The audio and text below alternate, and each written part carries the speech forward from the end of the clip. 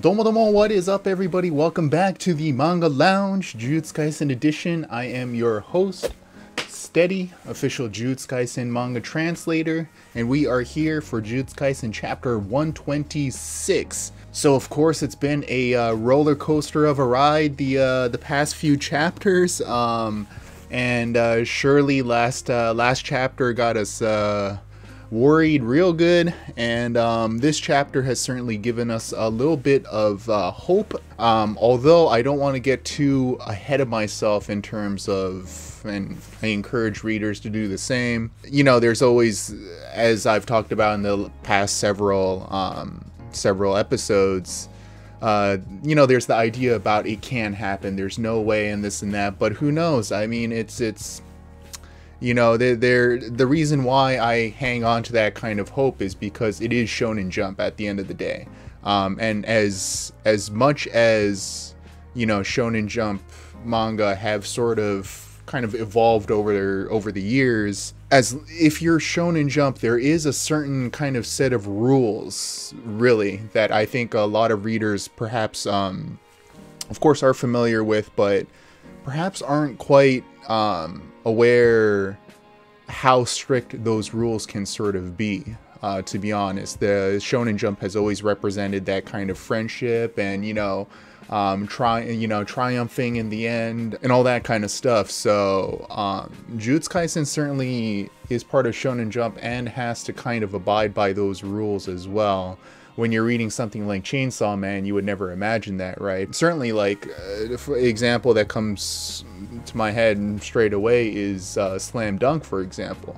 Now, Slam Dunk, obviously, and one of the best manga of all time, not just to Shonen Jump, but that manga was going to end on Shohoku losing.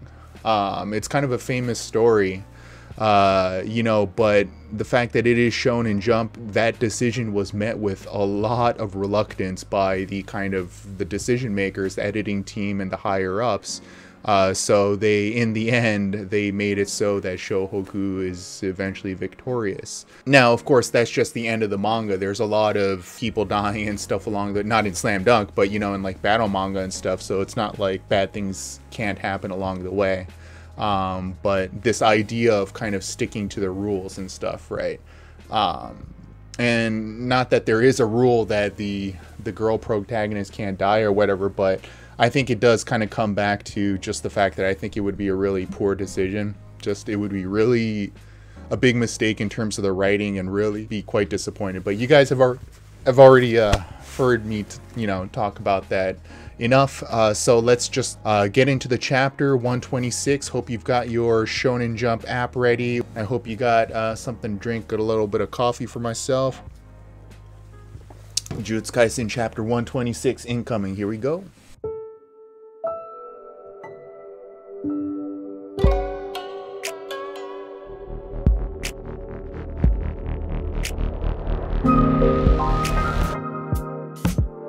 Alright, so we start off with this little kind of flashback here, of course, of the good old days. It's certainly Akutami Sensei's way of kind of the way that it used to be. We're not going to have these kind of moments anymore. Like, even in the Japanese original version, they had like a little blip saying that the days that will no longer be anymore, kind of sort of deal. So certainly this is supposed to kind of put us into a mood before the reveal a couple chapters from now. But of course, I like this little detail on the mug cup here, the little panda with the baseball.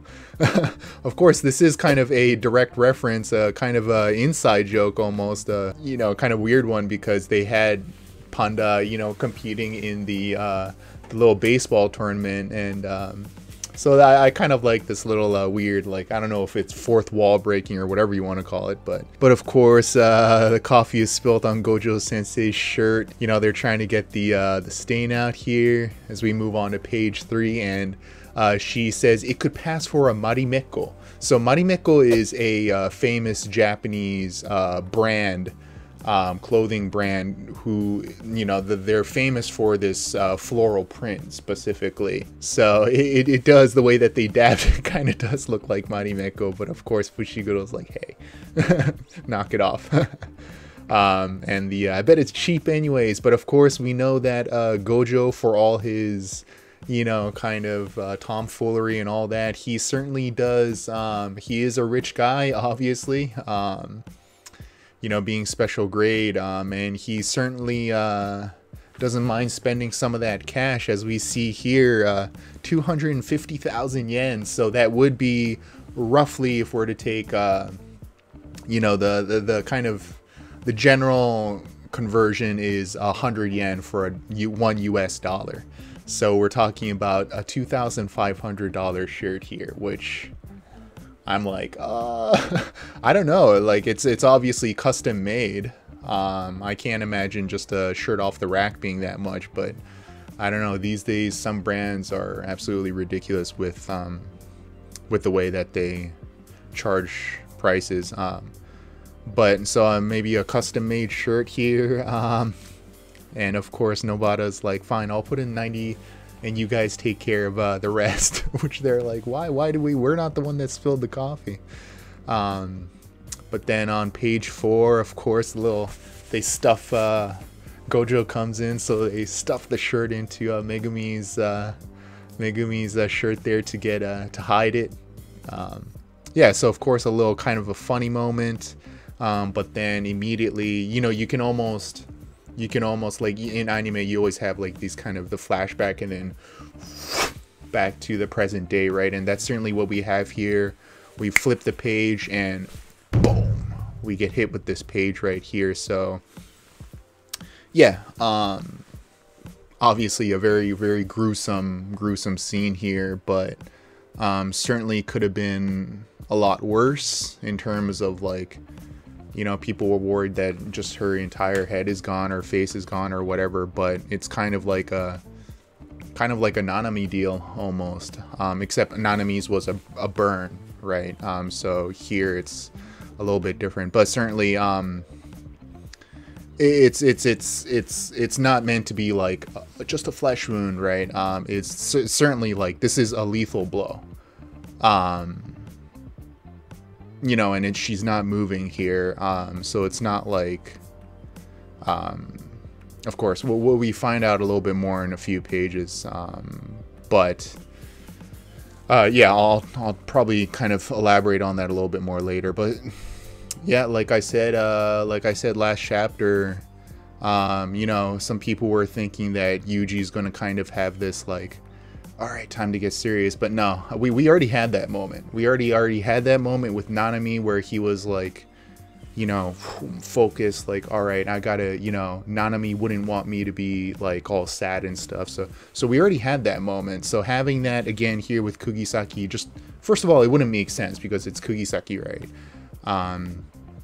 So this kind of mental breakdown here, it's absolutely devastating. Just the face here on Itadori 2 is just,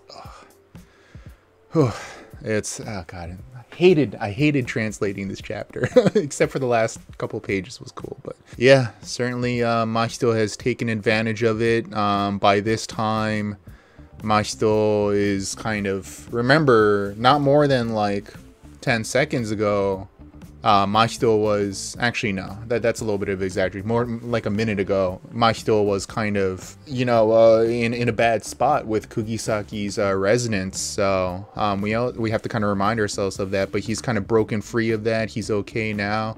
And then surprise, surprise, he unleashes Black Flash. So which does make sense though, because I mean, you know, Mahito is a master manipulator of like the kind of the soul and stuff like that, and cursed energy by default as well. So the idea that he would be able to manipulate Black Flash in this way does make sense. And you're kind of like, well, okay, so how does he know how to use Black Flash? We have to remember that Yuji used it against Hanami. So Hanami most likely told Mahito dude, not like Hanami doesn't talk like this, but dude, like they hit me with this crazy thing and I felt the punch and then this kind of cursed energy that like came almost, so I'm sure Mahito heard that and was like, ooh, I want to give it a try, you know, the way that Mahito is. So certainly it's not out of the realm of possibility that someone like Mahito would be able to use it, even though Black Flash is supposed to be something that's extremely difficult to use. Like when it was first described, it's pretty much kind of like it happens like by chance almost, you know, or like when you're in a state of just like super sharp focus.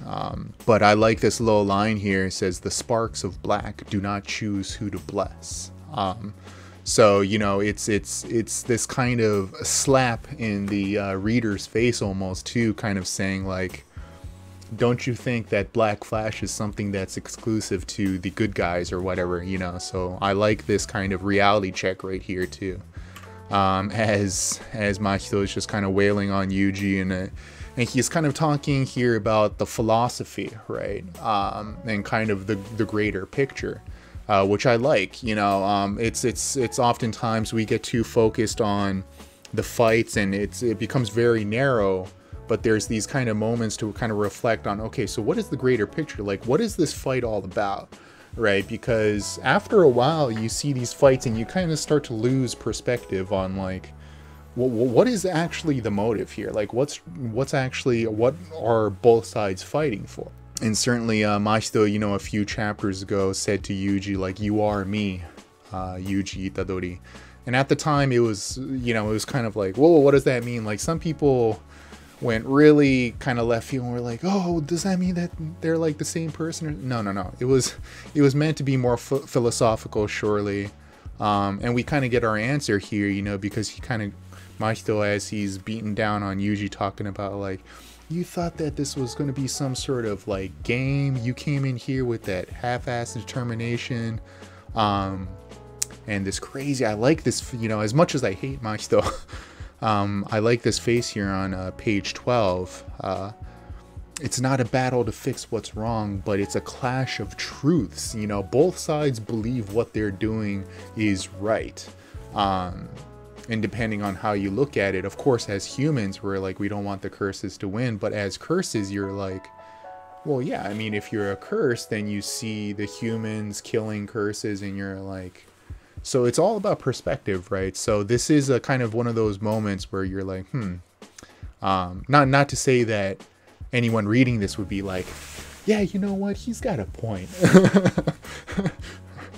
F those humans. No, it's not like that severe, but you know, but he says, but a clash of truths, you and your fragile justice. You are me, Yuji Itadori. I kill without a second thought, just like how you save people without a second thought. So it's that the kind of the similarities there, right? So it's the instincts of a curse versus the so-called dignity obtained by human reasoning.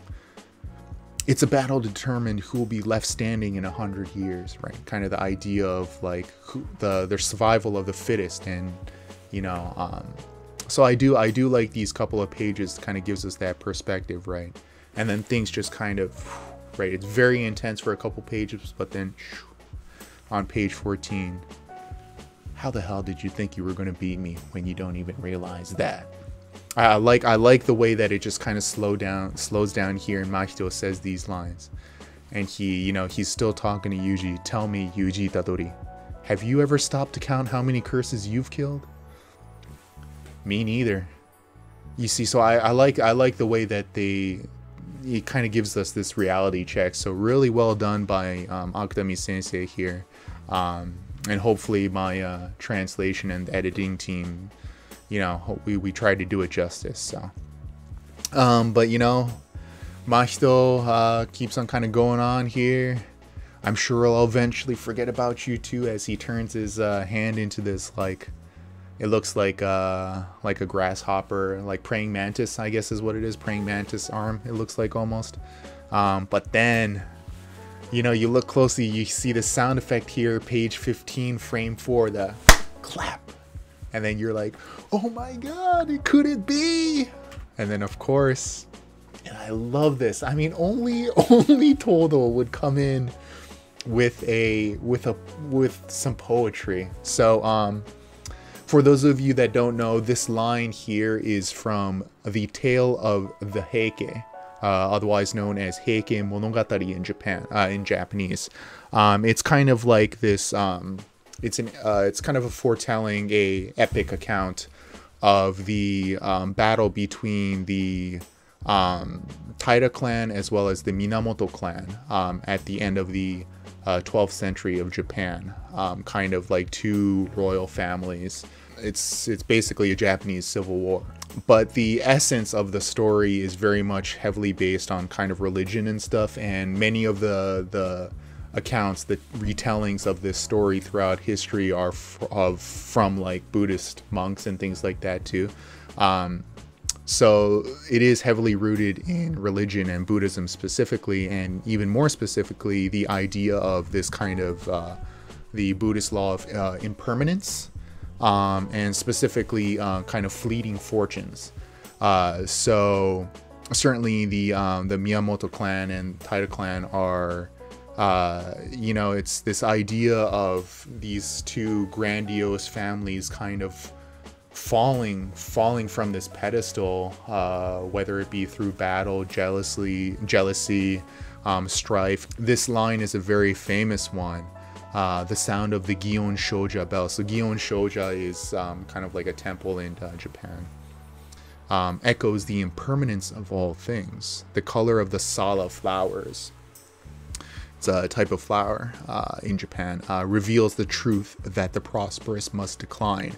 So this line specifically is just kind of reinforcing. It really kind of, catchphrase is the wrong word, but it really kind of signifies the greater theme of the Tale of the Heike, kind of the fall of what was once so high up, the fleeting fortunes, right?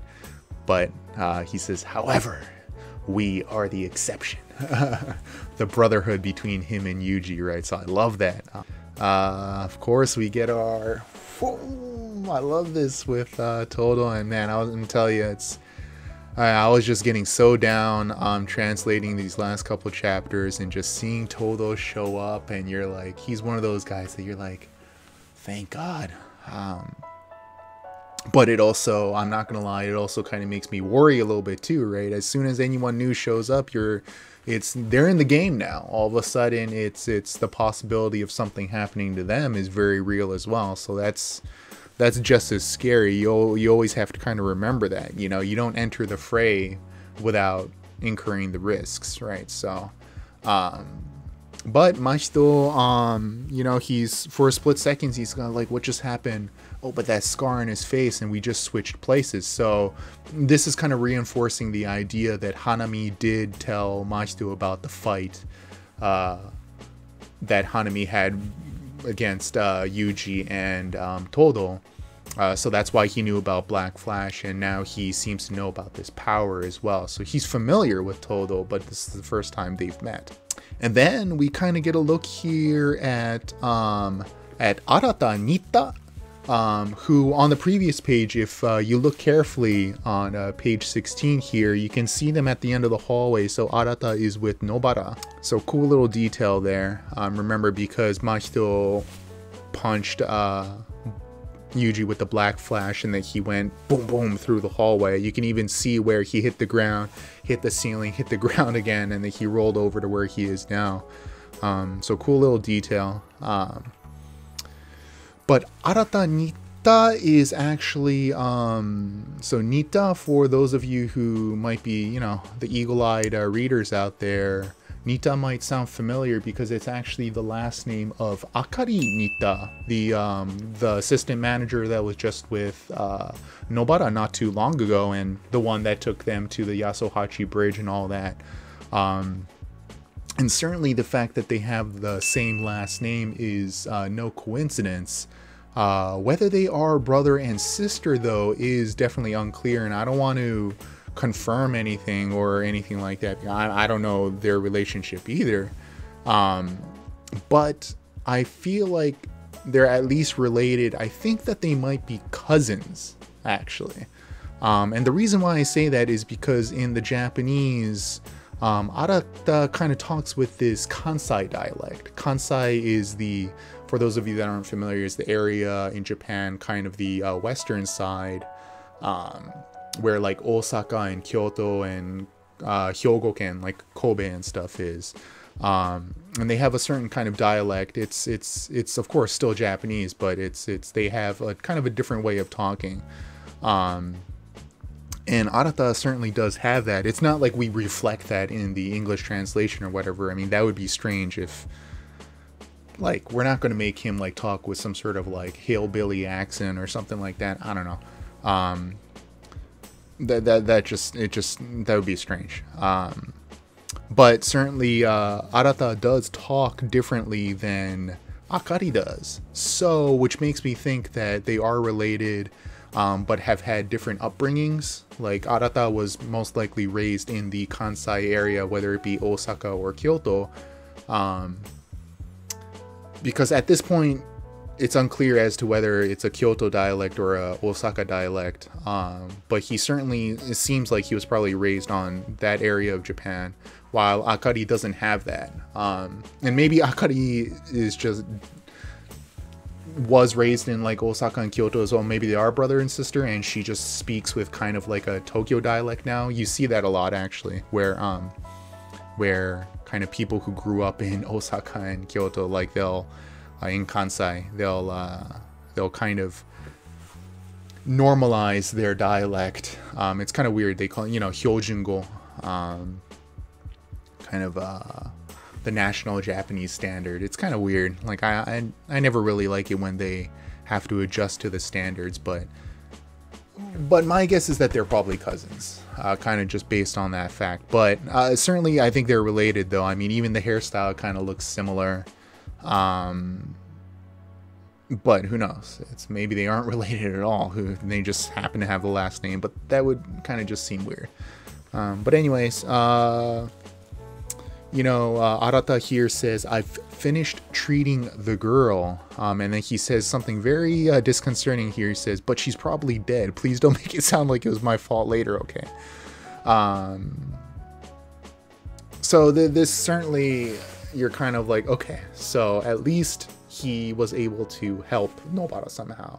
And the specifics here are very kind of, you're like, okay, so what does that mean? He's treated the girl. I do not think that it is reverse cursed energy. Remember, like when Nobara, like last chapter, this idea of even reverse cursed energy was trending, like on Twitter and stuff, as when the chapter came out. I think people seriously kind of overestimate how rare reverse cursed energy by sorcerers is. Like, curses can do it because they're curses, right? But the idea of Jujutsu sorcerers being able to use reverse cursed energy is rare enough as it is, let alone on other people.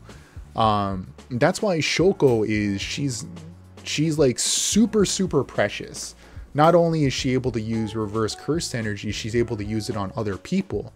And to be honest, we're not even too sure if she's able to use it on herself, even though if she can use it on other people, we can kind of assume that she can use it on herself. But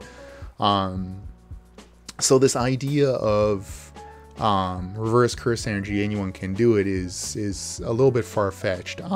Just the same way that domain expansions, like every time something bad happens, a lot of fans are like, oh, they're just going to use domain expansion and it'll be good. Like, it's not that easy. I think it kind of gets I had someone commenting on this, and I was thinking the exact same thing. It's so funny because, like in Bleach, for example, I'm not dunking on Bleach, like I love Bleach, but somewhere along the line, they certainly crossed that threshold where all of a sudden, like, anyone and their mom could start using Bankai right now.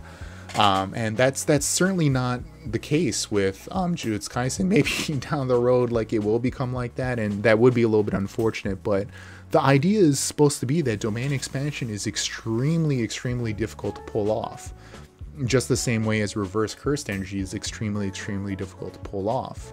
And I like the fact that they are difficult because if you do have those, then all of a sudden every time someone gets hurt or they're kind of in a bind, there's that idea of, oh, they'll just use reverse curse energy, oh, they'll just use domain expansion. So Akutami Sensei is good about establishing this fact that no, that's not the case. Like, you're in some serious danger, you know, when you get hurt, you're hurt. But that said, Arata here certainly kind of is implying that he has some sort of like treating ability, and I think it's his curse technique. I don't think it's reverse curse energy. I think it is his curse technique, that he has some sort of kind of bizarre like support curse technique almost. I don't know, that maybe he can like nullify damages within like a time limit or something like that, or some sort of like barrier technique, or maybe he can like forcibly kind of like the old lady in My Hero Academia, the nurse, you know, where she like forcibly makes the target, after kissing them, they like have to use their energy to like speed up the healing process. Maybe it's something like that. I don't think it, because reverse curse energy is implying that it's kind of just like foam that I can heal, but for him maybe it is something like, you know, in exchange for the curse energy that you have left in your body, you can use it to kind of speed up the healing process or something. I don't know, but we'll see. Hopefully, but at the same time, I like the fact that Nita says this, you know, but she's probably dead. Like, I don't like that line, of course, but it's kind of keeping the reader like, okay, chill out. Nobara's still seriously hurt. Like, she's on the verge of death, if not like already dead. Although I think it is also supposed to be kind of like a, don't worry readers, there's still a little bit of hope. But we'll see. Again, I don't want to get too ahead of myself here. But then Todo's, you know, saying, hey, enough talk, take care of my brother here too. So implying that he's going to do whatever treatment or whatever on Yuji as well. And then Todo's like, wake up! Our battle has just begun. And Yuji's just kind of like, oh, dude, don't you see? Yeah, but at least Yuji is still conscious. But, you know, in the little comment here by Arata saying, I'm getting a bad vibe. Yeah, and Todo has this necklace here too. I don't know if that's supposed to be anything significant, but... So, I mean, also, this is what this also signifies in terms of the bigger picture is that Kyoto School are here. Perhaps not all of them, though. And we have to remember the Shibuya incident started right around 8 o'clock, right? Kyoto from Tokyo is about, like, if you were to take a bullet train, it's about, I think, like an hour and 45 minutes now. It keeps on getting faster and faster because the bullet trains get faster and faster, but I think you can get from Kyoto to Tokyo in like 2 hours now, which is ridiculously fast. So even if, you know, like, let's say the curtain goes up and then Tokyo School thinks that they've got it, but all, you know, somewhere along the lines, Gojo gets captured, right? And all of a sudden, kind of, it's like, just gets real, right? So maybe they asked Kyoto School for some backup, and then they hauled ass out of Kyoto School, but they can't leave. They can't have everyone go to Tokyo, right? Because then all of a sudden, Kyoto School becomes a vulnerability as well. So I have a feeling we'll see a few more people from Kyoto School, but not everyone, right? So kind of what would make sense in terms of who would be there, like in terms of the characters in play for Tokyo School. Maki is still hopefully alive, which would imply that perhaps Mai is there as well. I'm trying to think who else. Mekamaru's out of the picture, right? Miwa, I feel like Miwa might not be there. Kasumi, perhaps, what's his name? Noritoshi Kamo is there, the blood manipulator, and that would be an interesting kind of play against Choso. And it might even open up the story a bit, because my theory is that Fake Geto is the old Norito Shikamo, right? So that could be very, very interesting in terms of the relationship there. Principal Gakuganji is probably there. But yeah, because we don't know what's going on with Naobito right now too, right? Naobito and Maki are theoretically downed. Nanami made his way out of there, so maybe... And it's hard to think that Nanami would just leave behind Maki and Naobito. So perhaps Naobito and Maki sort of made their way over to Shoko. I don't know. It's hard to tell. But yeah, who knows? So reinforcements are here a little bit, which is great to see, because they certainly needed it. Yeah, and only time will tell. See what happens next week.